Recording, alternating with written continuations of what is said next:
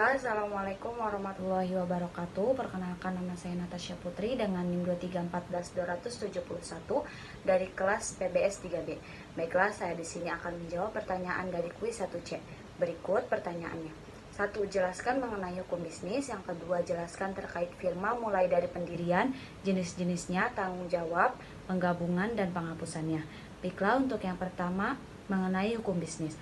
Menurut Simorangkir, hukum adalah peraturan-peraturan yang bersifat memaksa, yang mengatur tingkah laku manusia dalam lingkungan masyarakat, yang dibuat oleh badan-badan resmi yang berwajib.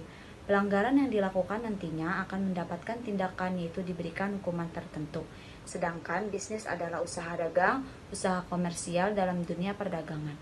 Jadi, hukum bisnis adalah sistem aturan dan regulasi yang mengatur berbagai aspek kegiatan, perdagangan, dan bisnis.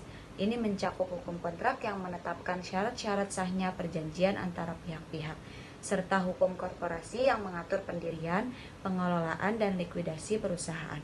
Berikut jawaban yang kedua. Firma adalah bentuk usaha yang didirikan oleh dua orang atau lebih untuk melakukan kegiatan bisnis dengan tujuan mendapatkan keuntungan. Pendirian firma dibentuk berdasarkan perjanjian di antara para sekutu. Pendirian firma sebenarnya tidak terikat pada bentuk tertentu. Artinya ia dapat didirikan secara lisan atau tertulis, baik dengan akta otentik ataupun akta di bawah tangan, menurut pasal 22 KHUD. Berikut adalah jenis-jenis firma. Yang pertama, firma partnership. Semua anggota memiliki tanggung jawab penuh terhadap hutang dan kewajiban firma. Keputusan diambil secara bersama. Yang kedua, firma terbatas atau limited partnership adalah terdapat sekutu aktif yang mengelola firma dengan tanggung jawab penuh dan sekutu pasif yang hanya menyetor modal dengan tanggung jawab terbatas. Yang ketiga, firma umum atau general partnership. Semua anggota berpartisipasi dalam pengelolaan dan bertanggung jawab secara penuh. Yang keempat, firma kecil dan besar. Berdasarkan ukuran, firma dapat dibedakan menjadi firma kecil atau mikro dan firma besar atau menengah hingga besar.